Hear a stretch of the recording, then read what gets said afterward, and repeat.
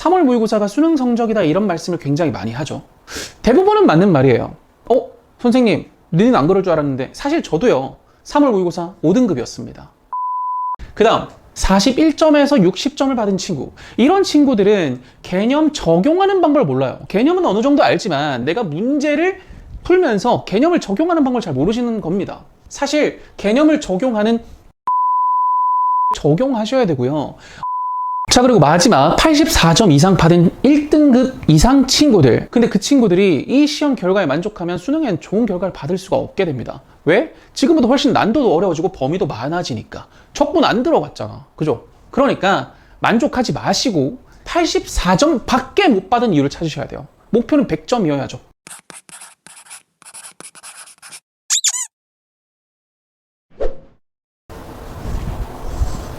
안녕하세요 여러분. 여러분들의 수학주치 도영구입니다. 3월 모의고사를 쳤죠. 3월 모의고사가 뭐 수능 성적이다 이런 얘기 때문에 좀 심란한 학생들이 많을 것 같은데, 오늘 3월 모의고사 한번 분석을 해보고 앞으로 어떻게 공부를 해야 되는지 학습 방법을 말씀을 드릴게요. 그리고 어떤 문제들이 좀 좋았는지도 같이 한번 보도록 하겠습니다. 3월 모의고사 총평. 일단 제가 생각하기로는 이번 3월 모의고사 굉장히 잘 낸 문제 같아요.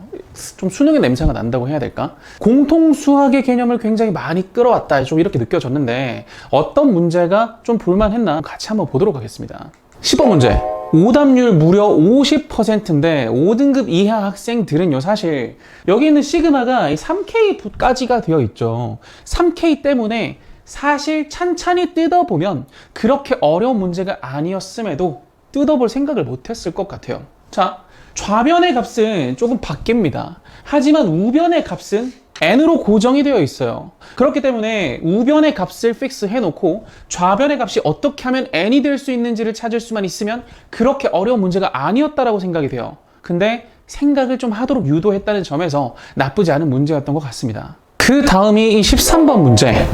fx가 두 식으로 쪼개져 있다 보니까 대부분의 노배 학생들은 또 어려울 거라고 생각을 하셨을 수도 있을 것 같아요. 오답률이 자그마치 54.8%, 반 이상의 문제를 못 풀었죠. 하지만 1 코사인 x에는 미지수가 없잖아요. 미지수가 없기 때문에 그래프 자체가 고정이 됩니다. 그리고 여기 있는 식도 사실상 a 하나만 미지수이기 때문에 a가 0보다 클 때와 a가 0보다 작을 때를 기준으로 나눠서 언제 최대값이 되는지 언제 최소값이 되는지만 찾으면 되는 문제라서 사실상 전혀 어려운 문제가 아니었어요. 자, 그 다음 14번 문제. 이 문제는 3등급 친구들도 조금 틀렸을 것 같은데 포스는 뭐 거의 킬러죠. 근데 이 조건이 사실 뭔지만 생각을 조금 해보시면 그렇게 어려운 문제가 아닙니다. 어차피 인테그랄이 같이 양변에 똑같은 구간에 있기 때문에 인테그랄을 무시하고 한번 식을 변환해 본다면 ft-fa f'(a) t-a 이렇게 되어 있는 형태죠. 그러면 이 t가 어차피 x에 대해서 표현이 된다라고 볼 수 있기 때문에 변수니까요. 그럼 이게 x라면 이거 뭐죠? 이거를 fa를 우변으로 넘긴다면 fx가 이 접선의 방정식보다 위에 있다. 그러니까 무슨 말이냐면 함수와 그 함수 a, fa 위에서 이 접선의 방정식이 이 함수보다 밑에 있다라는 얘기를 하고 있는 겁니다. 그러니까 결국 이 4차 함수 그래프는 접선과 어떤 관계를 가진다? 접점의 관계를 가져야 되겠죠. 그게 좌표가 a가 -1보다 작을 때 a가 3보다 클 때만 만족을 하게 되니까 그래프 형태가 어떻게 되는지 몰라도 정확하게 모르겠지만 4차 함수가 있고 1차 함수가 이렇게 지나는 형태고, 이게 y는 mx 플러스 n이라는 직선의 방정식이자 접선이 되겠죠. 그리고 여기 좌표가 -1, 여기 좌표가 3이 되는 형태가 될 겁니다. 이렇게 되면은 이 식을 어떻게 이해하느냐는 그때부터는 인수 정리의 역할이에요. 이렇게 바꾸는 순간부터는 문제가 굉장히 쉬워진다는 뜻이죠. 이 문제는 조금 어려워 보이긴 했지만 이렇게만 바꿀 수 있었어도 이해를 충분히 할 수 있는 문제입니다. 그러면 fx를 바로 이 접선의 차함수로 바꿔서 식을 만들어낼 수가 있겠죠. 그러면 문제는 굉장히 간단하게 풀리는 형태였습니다. 자, 그리고 15번 문제. 꽤나 어려워 보였던 문제인데 사실 어려운 문제는 아니었죠. 오답률이 몇 %였나요? 오답률이 69.5%. 3등급 이하 친구들은 대부분 틀렸다는 얘기가 되는데, 이거는 사실 뭐가 키포인트였냐면 실수 전체의 집합으로의 1대1 대응이다 라는 게 키포인트였어요. 정의역도 실수 전체고 치역도 실수 전체고 모조리 다 1대1 대응이다. 이 말을 어떻게 받아들일래? 라는 문제였어요. 그러니까 그냥 단순하게 생각을 해본다면 어차피 로그 함수는 이렇게 지나는 형태의 그래프고요. 이거 지수 함수의 그래프를 어떻게 받아들여야 될까? 원래는 이렇게 생겼는데 밑으로 내렸으니까 요거를 밑으로 내려서 이렇게 되어 있는 형태의 그래프예요. 그러면 이걸 어떻게 했을 때 실수 전체가 될 수밖에 없죠? 무조건 여기가 점근선이 돼야지만 y축을 기준으로 y가 마이너스 무한대까지 내려갈 수가 있겠죠. 그러니까 여기겠네. 그리고 여기겠네. 로 쪽에서 생각을 한다면 x값이 그냥 쉽게 나옵니다. 그러니까 P와 Q의 값이 아주 쉽게 나올 수 있었는데 결국 여러분은 이 부분의 말을 이해를 못해서 못 풀었을 가능성이 굉장히 높다는 얘기인 거죠. 그래서 이 문제에서는 지수 로그 함수 같은 경우에는 결국은 점근선을 기준으로 생각을 해줄 수밖에 없다는 걸 좀 얻어 가실 수 있으셨을 것 같아요. 그리고 마지막 공통 22번 문제. 오답률이 어마어마해요. 오답률이 94.3%. 자, 사실 엄청나게 어려운 문제는 아닙니다만 좀 많이 쪼셨던 것 같아요. 여기 절대값이 있다는 것 때문에 이 절대값을 어떻게 처리해야 될지 고민을 좀 많이 하신 것 같습니다. 근데 절대값을 좀 오해하시는데 절대값은요, 어떻게 표현하더라도 무조건 플러스와 마이너스로 쪼개지는 방향으로 밖에 해석을 할 수가 없어요. 그러니까 얘도 결국 플러스 fx 또는 마이너스 fx가 될 수밖에 없고, 얘도 플러스를 달고 나오거나 마이너스를 달고 나오거나 할 수밖에 없다는 얘기예요. 첫 번째가 그렇습니다. 그리고 두 번째, 여러분이 많이 놓쳤던 부분이 사실 이게 미분이 가능하다라는 키포인트인데, 미분이 가능하려면 일단 첫 번째 연속이어야 하고 두 번째 도함수가 극한값을 가져야겠죠. 그러니까 이 미분 가능성의 정의를 활용해서 문제를 풀 수 있느냐, 그리고 그 정의를 내릴 수 있느냐 하는 문제였습니다. 그렇게 어려운 문제가 아니었음에도 이걸 놓쳤다면 수식으로 만드는 걸 못하셔서 못 푸셨을 것 같아요. 여기까지 하실 수 있으시면 사실 이 문제는 그냥 fx의 개수를 찾아서 계산하는 문제였습니다. 그러니까 이 기본적인 이해가 가장 중요했고, 마무리로 다항함수의 개수를 대입해서 뽑아낼 수 있느냐 하는 문제였다는 거죠. 그 다음 확통은 솔직하게 제가 확통을 풀면서 조금 어이가 없었는데, 확통은 너무 쉬웠어요. 말도 안 될 수준으로 쉬웠고, 이것도 뽑을 문제가 아니긴 해요. 하지만 구태여 한 문제를 뽑자면 29번을 뽑아야만 했습니다. 자, 나머지는 사실 독립시행 자체가 범위에서 배제가 됐기 때문에 독립시행이 아닌 중복조합을 가져와서 문제를 냈는데도 30번이 그렇게 어렵지가 않았죠. 그래서 이 문제는 왜 뽑아왔느냐? 요거 빠뜨릴 가능성이 조금 높아 보여서. 왜 그러냐면 16의 배수가 된다는 것은 4의 개수를 기준으로 생각해 줄 수 있어요. 4가 4개 있는 경우, 그리고 4가 3개 있는 경우, 그리고 4가 2개 있는 경우, 그리고 4가 1개 있는 경우, 그리고 4가 아예 없는 경우 5케이스로 쪼개서 계산을 하면 됐습니다. 하지만 이걸 만약에 중구난방으로 계산을 하셨을 경우에 케이스를 빠뜨려서 실수를 하셨을 가능성이 엄청나게 높아 보였기 때문에 이 문제를 갖고 온 겁니다. 이 문제 자체가 어려운 건 절대 아니에요. 자, 미적분으로 한번 넘어가 볼까요? 자, 미적분 27번. 이 문제는 저는 조금 당황을 했습니다. 왜냐면 사실 4점으로 내도 약간 손색이 없을 수준의 문제처럼 느껴졌거든요. 오답률도 54.6%, 약간 4점이 육박하긴 하는데, 이게 문제가 진짜 어려워서 그렇다기보다는 이 주어진 조건이 뭔 말인지는 알겠어. 근데 이걸 대체 어떻게 수식으로 표현해? 어떻게 표현해야 돼? 푸는 방법이 조금 막막해요. 그래서 이거를 어떻게 하셨어야 되느냐, 결국 x에 대한 방정식 이거를 이 친구를 fx로 놓고 이 친구를 그래프로 그릴 수가 있었다. 그렇다면 저 사인 함수의 그래프의 주기가 몇인지를 알기 때문에 주기가 2an이죠. 그럼 주기가 2an이기 때문에 이 y 꼴 1과의 근을 계속해서 개수로 방정식의 근으로 가질 수밖에 없게 되니까 방정식의 근은 한 번의 주기에서 한 번의 값을 가지게 됩니다. 그죠? 그런데 그게 지금 0에서 3 사이에 있을 때 실근의 개수가 2n이라는 게 대체 무슨 말인데, 이걸 부등식으로 세우는 게 만만치가 않았어요. 그래서 오답률이 그렇게 높진 않았지만 이 문제가 만약에 29번에 갔다면 지금보다 훨씬 더 오답률이 높았을 걸로 생각을 합니다. 그래서 요거를 부등식으로 세울 수 있느냐 하는 문제였어요. 근데 이 문제가 그나마 풀만했던 거는 길이 여러 갈래가 아닙니다. 오직 이 한 갈래로 갈 수밖에 없는 조건들을 주어줬기 때문에 생각보다 풀만 했었어요. 그래서 오답률이 그렇게까지 높지는 않았던 것 같습니다.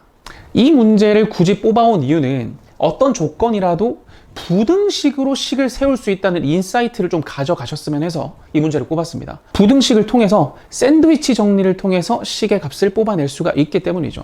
자, 여기까지가 제가 꼭 말씀드리고 싶은 문제들, 주요 문항들이었고, 만약에 이 부분 잘 이해가 안 되신다면 해설 강의 널렸잖아요. 제가 지금 해설 강의를 하고자 하는 게 아니기 때문에 해설 강의 한번 보시고 제가 말한 방향이 무엇인지를 한번 생각해 보시는 시간을 가지면 좋을 것 같습니다. 그리고 추가로 말씀드리고 싶은 거는 이번 모의고사 자체가요, 지난 수능과 결이 굉장히 비슷하다고 말씀드린 이유는 공통수학을 굉장히 많이 내포하고 있어요. 제가 보여드렸던 대부분의 문제, 여기도 절대값이 공통수학의 범위고요. 그리고 여기도 절대값, 여기는 부등식. 다른 문제들도 사실 시험지 자체가 좀 공통수학을 많이 중요하게 생각하는구나 라는 걸 좀 느끼고 있었고, 그래서 공통수학을 여러분이 공부를 얼마나 하셨느냐에 따라서 수원 수투를 아무리 많이 했어도 점수가 안 나올 수 있었던 그런 시험이었습니다. 그래서 여러분이 만약에 좀 점수를 마음에 안 드신다, 그럼 공통수학을 가볍게라도 한번 보시는 게 좋을 것 같아요. 결국은 기초적인 내용을 좀 심화시켜 놨다는 얘기죠. 어려운 문제만 자꾸 풀어서 고득점이 안 된다는 얘기입니다, 이제는. 그래서 조금 더 쉬운 개념을 조금 더 정확하게 표현해서 문제를 푸는 방법을 익히셔야 된다는 얘기겠죠. 지금부터는 등급별 공부 방향에 대해서 한번 말씀을 드려볼게요. 여러분의 득점이 몇 점인지를 모르기 때문에 득점 구간으로 나눠서 이 구간은 이렇게 공부해라 라는 걸 보여드리겠습니다. 등급별 공부 방향을 말씀드리겠습니다. 여러분이 만약에 진짜 찐노베라서 이번에 40점 이하를 받으셨다, 그럼 아주 높은 확률로 개념의 삐꾸가 난 겁니다. 그래서 사실은 개념 공부를 다시 하시는 게 맞아요. 근데 개념 공부하기 싫잖아. 그럼 개념 공부를 하지 말고 뭘 하시는 게 맞다? 3점 문항을 풀면서 빈 공간이 뭐가 있는지를 찾는 게 맞아요. 그래서 저는 3점 문항 싸그리 다 풀어보고 설명까지 할 수 있는지 체크를 해보시는 게 좋다고 생각합니다. 그리고 조금 더 푼다면 9번 문제와 11번 정도는 조금 풀 수 있는 게 좋지 않을까, 이렇게 봐요. 만약 40점에 가장 근접한 39점 이런 친구라면 말이죠. 근데 뭐 20점 이런 친구는 9번, 11번 당연히 하시면 안 되겠죠? 그 다음 41점에서 60점을 받은 친구, 이런 친구들은 개념 적용하는 방법을 몰라요. 개념은 어느 정도 알지만 내가 문제를 풀면서 개념을 적용하는 방법을 잘 모르시는 겁니다. 그래서 그런 친구들은 사실 개념을 적용하는 목차 이해 방법을 적용하셔야 되고요. 어떤 개념이 있는지 생각하면서 문제를 풀어야 돼요. 생각을 안 하면서 문제를 풀면 조진다는 얘기죠. 그리고 조건, 언어로 쓰여져 있잖아. 수학 무조건 언어로 쓰여져 있잖아요. 그 쓰여진 조건을 수학으로 어떻게 바꾸는지 이해도가 조금 낮은 상태라고 보시면 됩니다. 그래서 이런 친구는 131번이 아니라 13번이에요. 10번이랑 13번 문제를 한번 풀어보시는 게 좋을 것 같습니다. 자, 그리고 61점에서 72점 받은 친구들, 뭐 3등급에서 2등급 왔다리 갔다리 하는 수준이겠죠. 이번에는 3등급이겠고, 이런 친구들은 복잡한 사고에 미숙한 겁니다. 생각을 조금 더 깊게 하셔야 되는데, 생각을 깊게 하고 참아내고 이게 무슨 조건이지, 이런 생각을 하시는 게 좀 미숙하다는 얘기겠죠. 그래서 이 친구들은 12번, 21번 문제를 풀면서 좀 그런 생각 습관을 조금 더 깊게 하는 방식으로 좀 바꿔보시기 바랍니다. 자, 그럼 73점에서 84점 받은 친구들, 시험 기준으로 1등급에서 2등급 사이인 친구들입니다. 어려운 조건을 식으로 바꾸는 게 조금 어려우신 친구들이 좀 이 구간대에 많이 계시더라고요. 그래서 이 친구들은 어려운 조건을 어떻게 식으로 바꿀 수 있나, 그리고 어떻게 그래프로 바꿔낼 수 있나, 이런 것들을 좀 연습하셔야 되고, 그러려면 14번, 15번 문제에 조금 익숙해지시는 게 좋다. 물론 14번 문제 너무 쉽습니다.